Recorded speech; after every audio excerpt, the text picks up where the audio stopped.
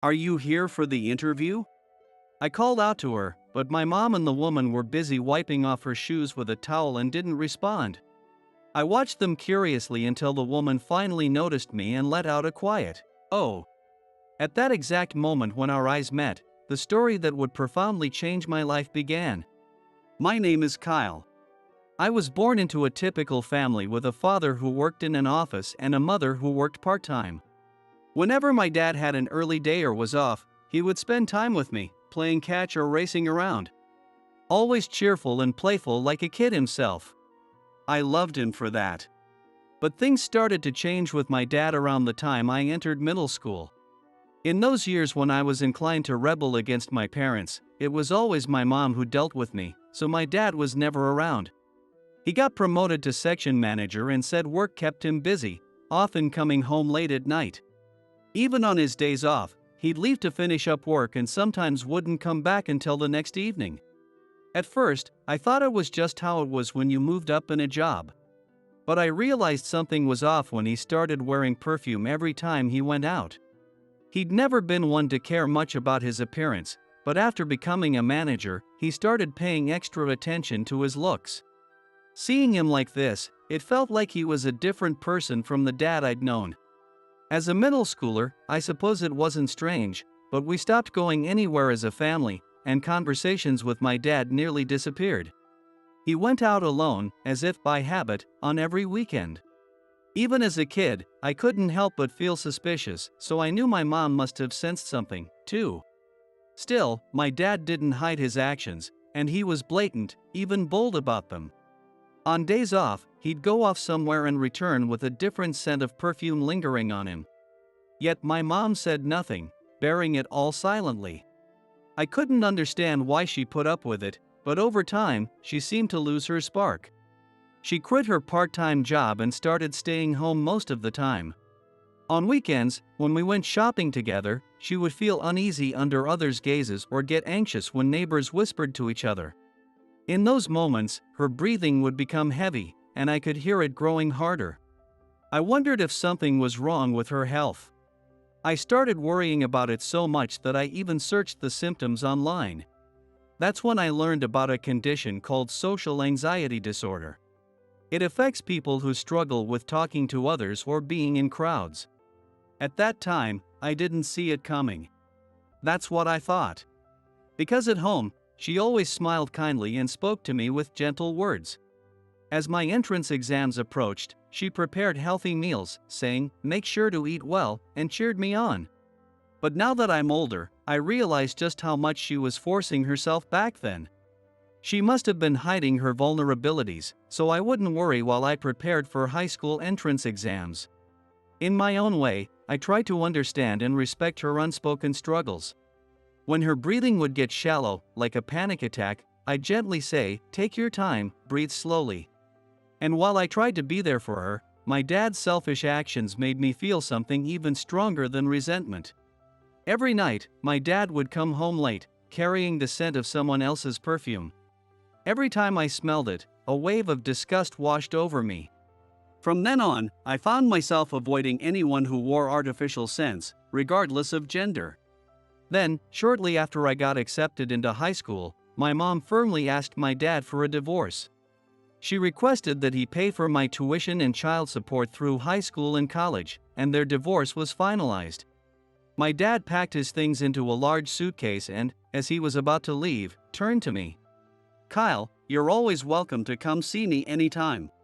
He wore the same familiar expression, but I couldn't bring myself to answer. Alone, he opened the front door and walked out. After hearing the door shut with a final thud, my mom turned to me. "Kyle, I'm sorry it came to this. You're free to see your dad anytime or even live with him if you want. The choice is yours."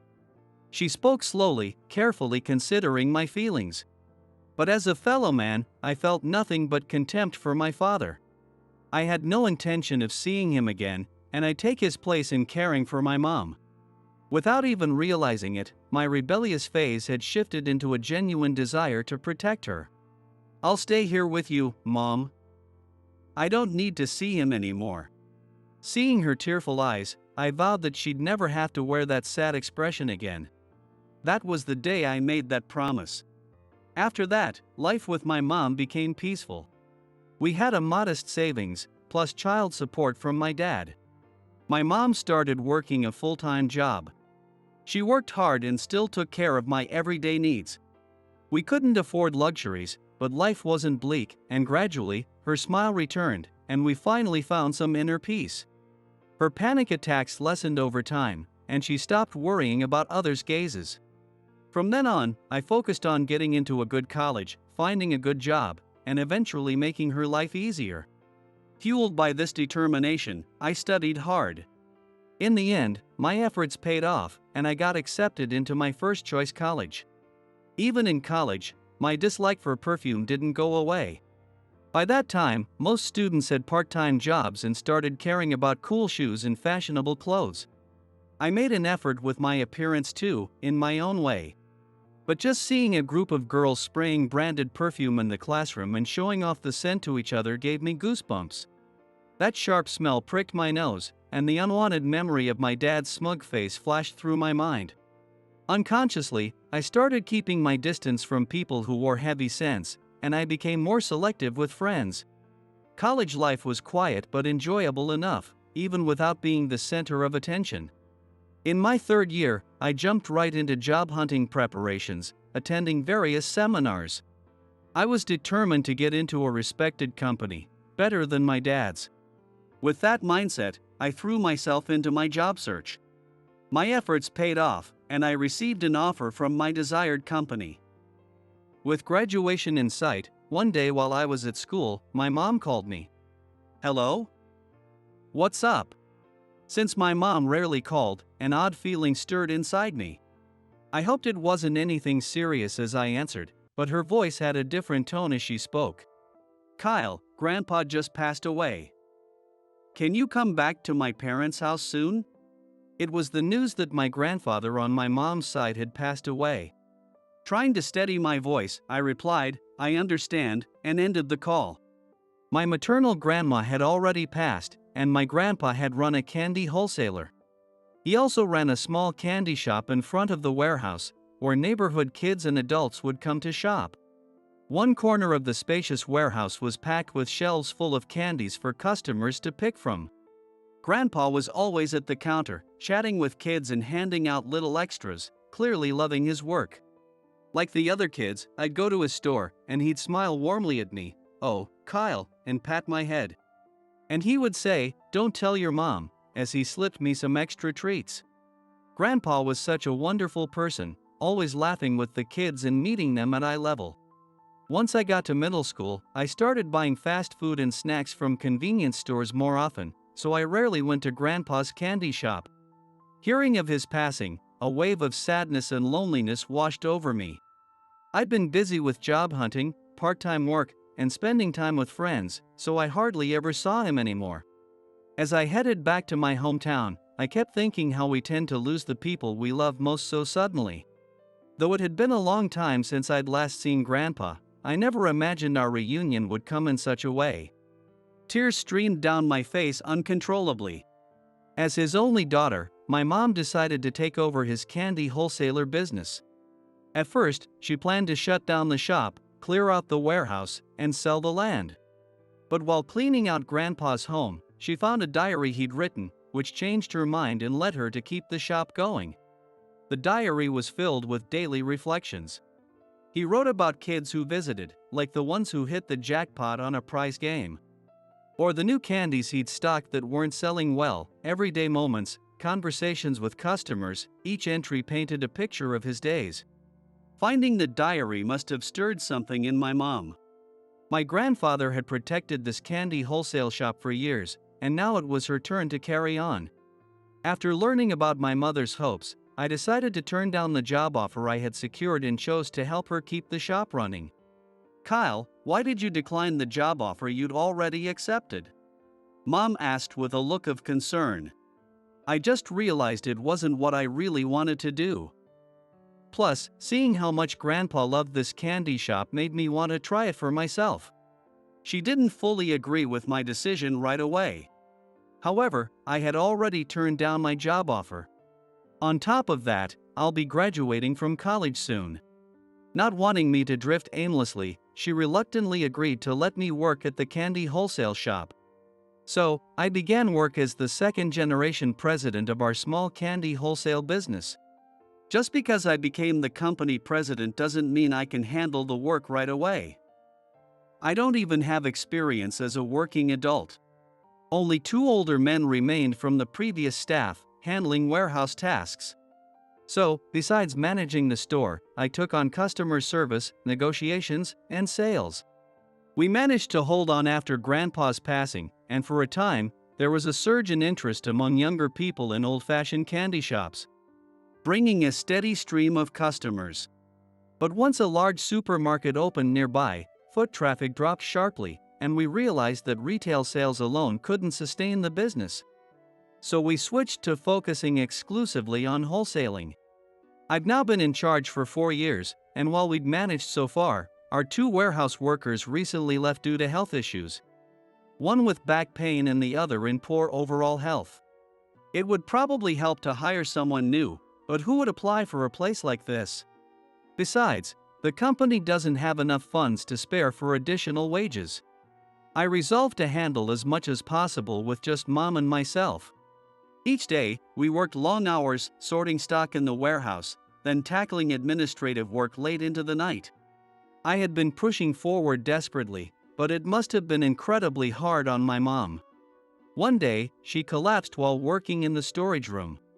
I heard a loud crash as a cardboard box fell, and I ran over to check on her. "Mom? Mom!"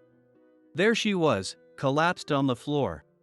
Panicking, I quickly called an ambulance. At the hospital, the diagnosis was exhaustion from overwork. The doctor, Dr. Nolan, diagnosed her with exhaustion and urged that she take some time to rest. I was going to protect my mom. With that resolve, I decided to help her run the candy shop together, but I never thought I'd end up causing her pain. As I looked at her sleeping face on the hospital bed, I felt so guilty that tears streamed down my face without me even realizing it. They told me she'd need to stay in the hospital for 2 or 3 days. Although I wanted to grab some things for her, I didn't want her to wake up alone, so I sat by her side that day, lost in thoughts about our future. We needed help, so I would post a job ad. Even just one extra person would ease Mom's workload a bit. While thinking about this, I drifted off to sleep. The next morning, I awoke to the sound of my mom calling my name. "Kyle. Kyle." She spoke in a faint, strained voice. "Oh, Mom, you're awake? I'm so relieved. How are you feeling?" Mom looked around, puzzled, and asked why she was here. "Where is this? A hospital?" She glanced around curiously. "That's right, it's a hospital. You collapsed yesterday, and they brought you here by ambulance." As I explained, she started to sit up. "Oh, I'm sorry to trouble you. I'd better hurry home and get everything ready." I held her back, gently but firmly. "Mom, don't worry about the deliveries, I'll take care of them. Dr. Nolan said you need rest. You'll be here for 2 or 3 days. I'll head home now and bring you whatever you need." Upon hearing this, she suddenly began to cry. I'm so sorry." She murmured it over and over. "Why are you apologizing, Mom? You just pushed yourself a little too hard. Now, let's focus on resting and getting you well again." I reassured her, comforting her as she wept. After heading home to gather her belongings, I went back to work. I had to prepare the orders due that day and get them ready for the delivery service. Working tirelessly, I managed to get everything done on my own. The next 2 days were so hectic that I barely remember them. I was working non-stop. Managing to handle everything on my own made me feel even more strongly that I needed to step up and lead as president. When Mom was discharged, I told her I'd decided to put out a job ad. We were looking for a part-time accountant. The wages aren't particularly high. It's been a week since the job posting went up, and not a single person has applied. Nothing today, either. Doing everything by myself left me exhausted, and I found myself grumbling alone in the storage room. All that came out were sighs. But 3 days later, the phone finally rang with an application. Today was the interview. I knew it was a lot to put on one person, but I couldn't help feeling hopeful about this chance. That's what I had been thinking. It was a woman, just a year younger than me. I hoped she would be someone simple, not flashy, and without any perfume. As the interview time approached, I heard Mom's loud voice from the front entrance, which used to be the storefront. "Oh my, what should I do?" my mom said, clearly thrilled that someone had applied. She had been eagerly cleaning the windows since morning. "We don't want to give a messy impression," she said, filling a bucket with water. As I worked in the office, Mom returned with a worried look, grabbed a towel, and hurried back to the entrance. "What's going on?" Even though I called out to her, my mom was in such a hurry that she didn't seem to hear me. Curious about what was happening, I followed her to the entrance, where I saw a woman in a suit standing there with a stunned expression on her face. "Are you here for the interview?" I called out to her, but my mom and the woman were busy wiping the shoes with towels and didn't respond. Puzzled, I watched as the woman noticed me and let out a small, "Oh." Mom looked up, noticing I was standing behind her. "Oh, Kyle. This is the person here for the interview, but..." I accidentally spilled the bucket of water all over her shoes. Mom explained, and I looked over at the woman. "Oh, I'm so sorry. I apologize." The woman, who seemed serious and professional, bowed her head apologetically. "No, it's my fault for leaving the bucket here." My mom apologized to the woman, looking genuinely sorry. Seeing her, I apologized as well. "I'm truly sorry." I took a step closer to the woman, who then looked up and met my gaze. As she held my gaze, she looked over at my mother and began shifting her eyes between us, her breathing growing progressively more shallow and rapid. Almost as if she were hyperventilating. Are you okay? Is something wrong?" Unsure of how to handle the situation, I gestured for her to sit on the bench by the entrance. "Are you all right? Should I get you some water?" My mother, worried about the woman as well, glanced nervously at the stained water splashes on her suit, hoping they wouldn't leave marks. I'm okay." She tried to speak, but the words were barely escaping her labored breathing. "Take it easy. Just breathe slowly. Inhale, exhale. Inhale, exhale." Following my instructions, she began to take slow, deep breaths. After a moment, she seemed to regain her composure. I'm sorry. I don't know what to do." She lowered her gaze and fell silent. I tilted my head, puzzled by her reaction, but a thought crossed my mind. She reminded me of my mother years ago. Feeling a connection, I decided to speak to her gently. "You're here for the interview, right?" At my question, she silently pulled her resume from her bag and handed it to me. "Let's head to the office, it's more comfortable in there." When I said that, the woman followed me in silence. I could see from her slightly trembling shoulders that she was struggling to hold back, doing her best to endure interacting with others. So I kept my back to her and spoke without making eye contact. "Your feet must be soaked and cold. Do you have anything to change into? Are you all right?" In a strained voice, she shook her head, replying, "I'm fine." I gestured toward the office sofa, and she nodded slightly before sitting down. My mother followed, sitting next to me. As I glanced over her resume, my eyes widened in surprise. Her job history listed some well-known companies, along with impressive certifications like Certified Financial Planner and Certified Bookkeeper. She even had a forklift operator certification. "Wow, you have some impressive qualifications." I'm grateful that someone so skilled would apply here. My mother remarked warmly, but the woman remained motionless. "With such a career at a major company, may I ask why you left?" At this, she flinched slightly, brushing her bangs aside as she looked up at us, seemingly preparing to answer. However, under our gaze, her voice caught, and she fell silent again. My mother seemed to realize something as she observed her reaction. Perhaps she saw something familiar in this woman. But instead of addressing it directly, my mother tried to create a more comfortable atmosphere for her to speak. "Sorry for staring like that. This place used to be my father's store. We stopped the retail side. But my son decided to keep the wholesale business going. Oh, and the guy next to me is my son, technically the president here. Well, Melissa, would you like to start with us tomorrow?" Without consulting me, my mother introduced me and then decided on the spot to hire Melissa. Melissa looked at my mother in shock, her eyes wide with surprise. "Mom, she hasn't even told us anything yet." My mother placed her hand over my mouth, stopping me from saying more. Melissa simply nodded in silence, without responding. The next day, Melissa arrived at the office just before 8:45. "Good morning." My mom was mindful of Melissa, taking care not to put any pressure on her. "Good morning." When I greeted her, she replied in a small voice. "Good morning." Her voice was faint, but she answered me nonetheless.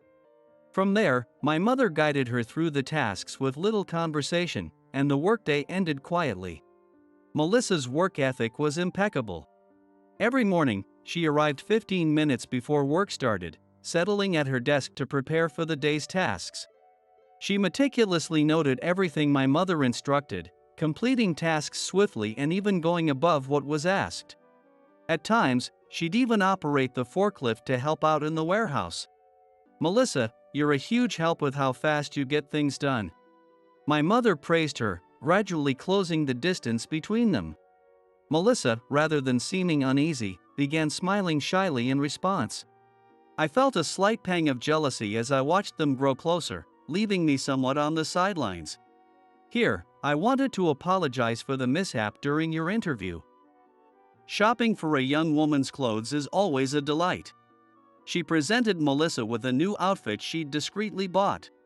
Melissa looked surprised, trying to wave it off politely. "Oh, it wouldn't fit me anyway, so don't worry. Just take it." Upon hearing that, Melissa replied clearly, "Thank you very much." The next day, Melissa arrived at work wearing the clothes my mother had given her. Seeing this, my mother beamed with joy. "You look adorable. It suits you well." Blushing, Melissa lowered her gaze, seemingly flustered. Typically, she wore simple pants and a shirt, but today, she was in a polka-dotted dress. Watching her cheeks redden, I felt my heart skip a beat. Since then, Melissa gradually began sharing light-hearted conversations with my mother. It was around that time that a faint, sweet scent began to linger around her. Her complexion also seemed brighter. When she smiled, twin dimples appeared on her cheeks. I found myself drawn to her, my gaze lingering on her more often. It didn't take long to realize I was developing feelings for her. And gradually, there came moments when Melissa and I would meet each other's gaze. Could she be interested in me too? I found myself wondering, maybe a little too optimistically. One day, as I returned from a sales visit, I overheard the two of them talking in the office. I paused by the door, unable to resist listening in. I figured Melissa might feel more at ease speaking with my mother alone, so I stayed outside. I thought he was my first real boyfriend since I started working. I heard her say clearly. My mother remained silent, simply listening. But he already had a serious girlfriend. Apparently, my coworkers had even placed bets on how long it would take for me, the straight-laced one, to open up to him. Finding that out was devastating. After that, I felt self-conscious all the time. Like people were laughing at me whenever they looked my way, and I just couldn't function at work anymore. After I resigned, I moved back home and pretty much isolated myself. I felt guilty about not contributing, so I focused on earning certifications. But stepping back into the workforce took a lot of courage. When I saw the job listing here, I thought I'd give it a try. It said part-time accounting, so I'm really glad I took the chance because meeting you two has been wonderful. After a soft chuckle from Melissa, my mother finally spoke. You've done so well, Melissa. You've really been so strong. Oh, and by the way, Kyle here doesn't have a hint of romance in his life. So he's perfectly safe and highly recommended. Whether my mother was joking or serious, I couldn't tell, but she started talking about me. Listening from the hallway, I blushed involuntarily, and then I heard a voice that made my heart race. Yes, I think Kyle is a wonderful person. I couldn't control the fluttering in my chest, so I stepped outside for a moment, then returned, deliberately closing the front door a bit louder than usual. I'm back, I announced, walking into the office with a casual expression. The two of them looked up at me with warm smiles. Welcome back. And Melissa followed as well. Welcome back. I glanced at her and felt a rush of nervous excitement as she smiled at me, a bit puzzled. Speaking of which, we still haven't celebrated your arrival, Melissa. How about the three of us go out for dinner tonight? Riding on the confidence I'd gained from overhearing her words, I made the suggestion without thinking. I'll sit this one out, my mother replied. Melissa, go let him treat you to something fancy. I looked over at Melissa. Oh, thank you very much. That dinner marked the start of many outings together. With two people close in age spending time together, it was only natural that emotions would start to stir. On one of our dates, just as my mother had intended, we officially began dating. The sweet fragrance that always lingered around her didn't bother me in the least. I used to find perfumes unpleasant, as they reminded me of bitter memories with my father. But with her, it was different. Not unpleasant at all. Was it because I'd grown up? Or perhaps because, in some way, I'd come to feel a bit of gratitude toward my father for helping me get through college? One day, while I was thinking about such things, Melissa and I were working late. She suggested taking a short break and placed a cup of coffee beside me. She sat back down, took a sip, and then asked me a question. Why were you so kind to me when we first met? Surprised by the sudden question about that day, I answered plainly. Someone close to me experienced something similar. You reminded me of them, and I thought maybe you were going through something hard too. That's right. I'm really glad I found the courage to come for the interview. She said this while looking at me with a warm smile. Encouraged by her question, I decided to ask one that had been on my mind. I'd been wondering, what's the perfume you're wearing? Melissa answered my question like this. This? It's lavender scent. Kyle, your mom gave it to me as a gift. Something about it having a good effect on the autonomic nervous system. Or something like that. She said, with a bit of an embarrassed laugh at her hazy memory. Then she continued, but, you know, when I smell it, I feel so calm. I used to be terrified of people's looks and whispers, but now, it's like my own little remedy. Hearing her story, I felt a quiet understanding within myself. I realized my mother had made her peace with the past. After all, she'd given Melissa a perfume that reminded her of my father's presence. She must truly be over it now. Relieved, I murmured to myself about her. Your smile is my peace of mind. It was far too embarrassing to say that to her face. So instead, I simply said, Thank you. Melissa looked at me with a curious expression, not quite understanding what I meant. No, it's me who should be thanking you. Because of you and your mom, I'm here working and able to meet you. So, I'm really, really grateful. She spoke clearly, as if to say that her gratitude was no less than mine. Smiling, I responded, while thinking to myself. It wasn't that I helped her recover, rather it was Melissa who freed both my mother and me from the painful memories tied to the scent of perfume. In the future, I knew I could keep smiling and laughing alongside her. I want to show my mother this side of us as soon as possible. And I want to protect Melissa's smile, now and forever.